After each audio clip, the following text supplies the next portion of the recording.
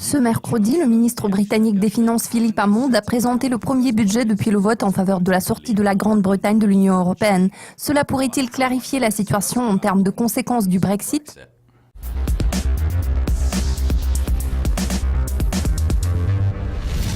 Le nouveau budget devrait fournir des indications sur les conséquences économiques du Brexit prévues par le gouvernement de Theresa May, ainsi que sur la façon dont les responsables politiques projettent de contrer les effets négatifs de la sortie.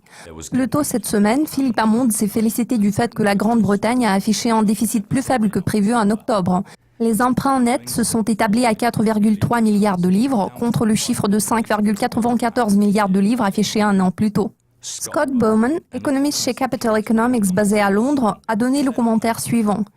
Bien que le ministre des Finances Hammond se réjouisse d'une amélioration de la situation des finances publiques, il est peu probable que cette amélioration se poursuive. Ce dépassement de l'objectif d'emprunt, ainsi que des prévisions plus faibles en matière de croissance du PIB, devrait empêcher le chancelier de l'échiquier d'être trop optimiste demain. En analysant la dégradation des perspectives de l'économie britannique, le directeur de l'Institut d'études fiscales, Paul Johnson, a fait une déclaration assez catégorique.